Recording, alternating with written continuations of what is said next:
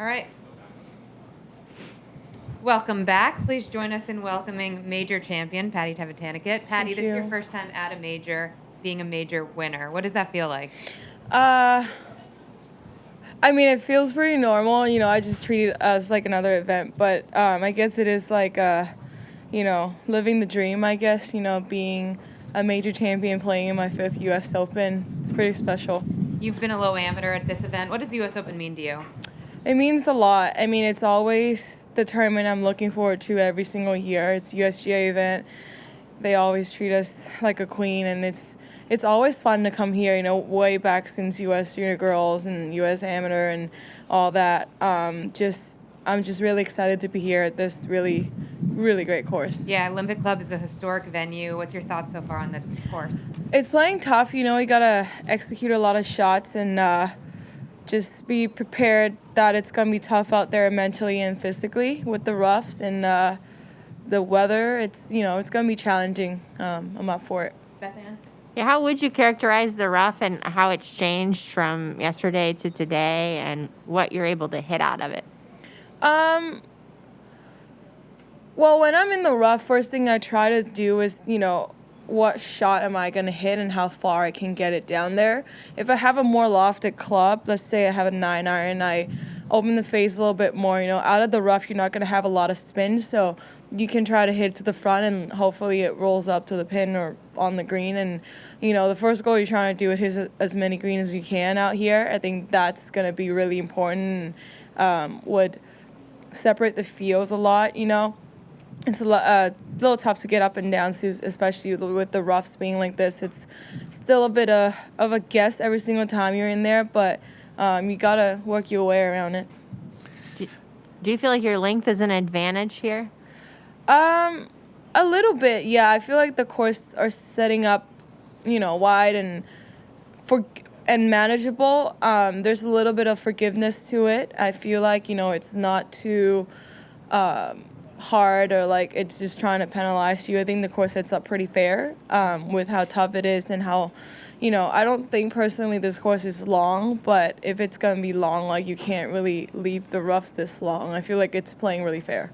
Steve? Patty, kind of playing off of that a little bit, there's always been this adage that a USGA setup is not a bomber's paradise. Well, Jack Nicklaus and Tiger Woods did pretty well. What is it about this kind of setup that would play into your game?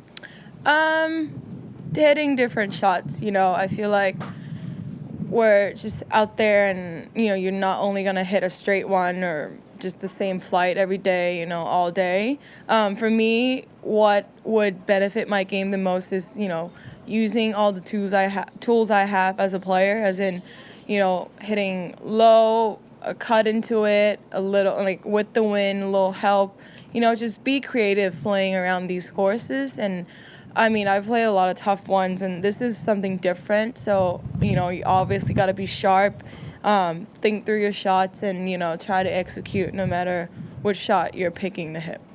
We're going to take one from the WebEx. Now that you're a major champion, have you reset your goals for the rest of the season? And if so, what are they?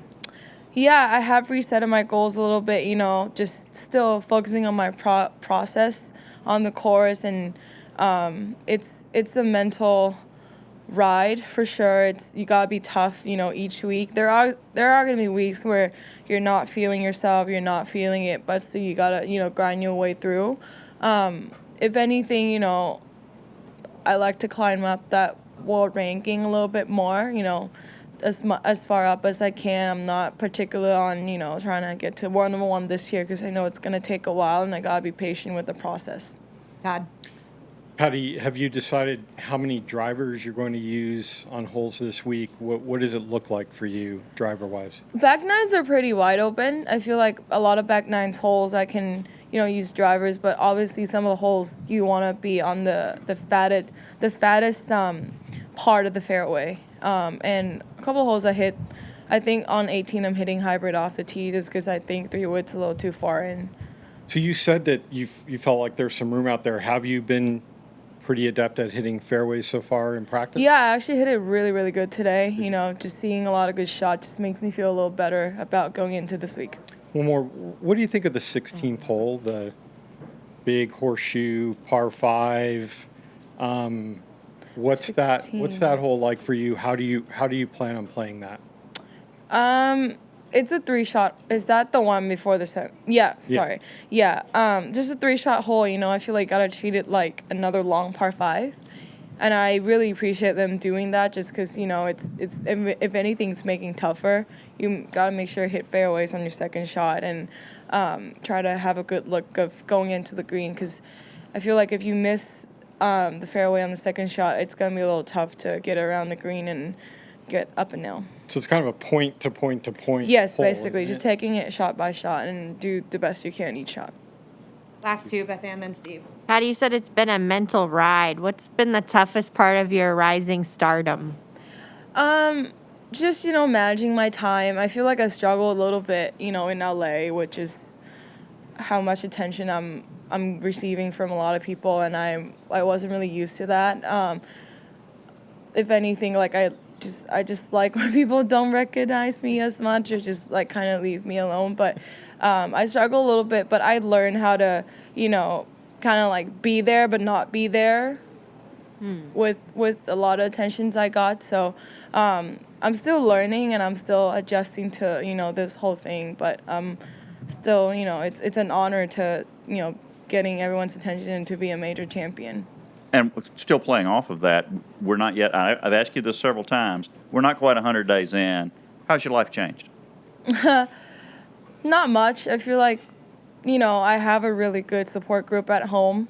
And every time I go home, you know, I don't feel like I did something that changed my life. Everyone treated me the same, which is exactly what I wanted. And if anything, I'm so grateful for that. And, you know, it just goes to show that no matter what you do, if, you know, that person and people around you loves you for who you really are. And that's just really important to have in your life. Thank you. Good luck this week. Thank you. Thank you.